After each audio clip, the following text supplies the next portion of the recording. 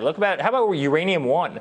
You want to talk about, scandals that were never investigated, never vetted?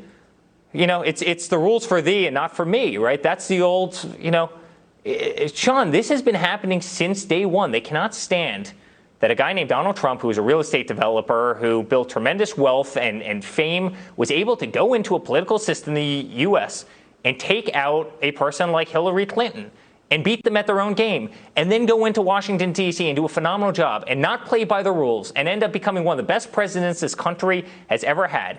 And then they put in one of their own, and the guy turns out to be an absolute flop. He does a terrible, terrible job, and the country's going to hell under his leadership. And then now all of a sudden they realize that his son's in trouble, and that he's in trouble, and their political party's in trouble, and that Donald Trump is poised, if he wanted it, if he decided to hop back on that stage and wanted it, they know he's poised to win. And guess what? That threatens them, that threatens who they are, and they will do anything they can to take him out, to take me out, to take Don out, to take Ivanka out, to take our family out. They do it every single day. They do it at a state level. They do it at a federal level. The FBI does it. They subpoena us. They make our lives hell, Sean, every single day because they are threatened by Donald J. Trump. And honestly, I hope, and I'm saying this for the first time, I hope he goes out and beats these guys again. Because honestly, this country can't survive this nonsense. It can't. This is not who we are. This is who Venezuela is, Sean. This is banana republic antics. Having a home of the 45th president of the United States raided by FBI agents, safes broken open. This is not who we are as a democracy. Imagine if that happened to Barack Obama. The world would be in an uproar. Well, this morning on Mar-A-Lago, you can see it right there. Cars coming in. Looks like dark at night again, early in the morning. But that's the only footage we have as of now. Here with more reaction is Fox. Remember, we had a whole IRS scandal under Obama where they were targeting specific people. Do not underestimate how deliberately these people are committed to doing whatever it takes, including destroying the Constitution, in order to retain power. And that's going to be a major issue between now and the election this fall. Mr. Speaker, I'm hearing... I think we ought to focus all of our energy on defeating the people who defend destroying the Constitution. Well said. United States Attorney General.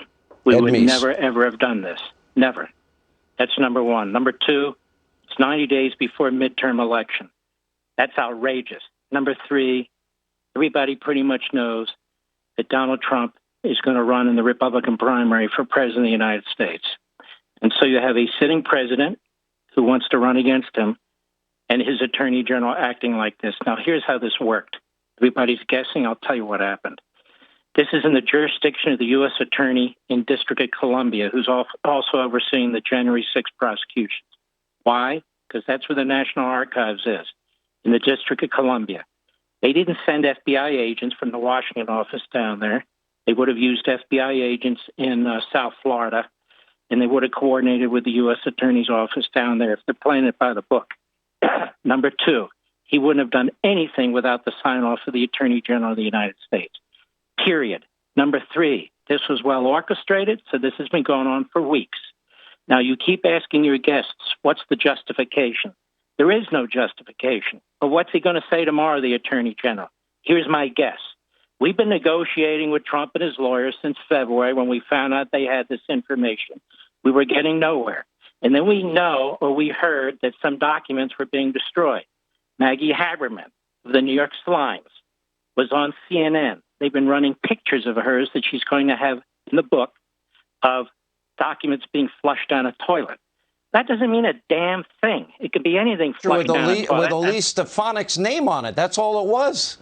Okay, but what I'm saying is you've asked, what would the pretext be? Correct. And so justification for sending 30 friggin' FBI agents to the former president's compound in Mar-A-Lago in early morning and conducting themselves this way, or in any other cases in which they've done exactly the same thing. The FBI is corrupt. This guy Garland goes after parents. He goes after Republican state legislatures. He goes after states he disagrees with their abortion positions. He doesn't do a damn thing to protect the border, which is compelled by the Constitution. Nothing in history, period. And it's not just an attack It's an attack on everybody who supports him. It's an attack on anybody who dares to raise serious questions about Washington, D.C. and the establishment in both parties. I haven't heard a damn thing from the Republican leadership in the Senate. Have you? Not one of those guys has put out a statement because they're weak. That's why. Well, no, we did. Republican Well, hang on, Mark. We did hear the minority leader in the House. I said in and the that would Senate. be Kevin McCarthy. I know you said the Senate, but I just wanted to make sure people know. He said, Attorney General Garland, preserve your documents and clear your calendar. Ron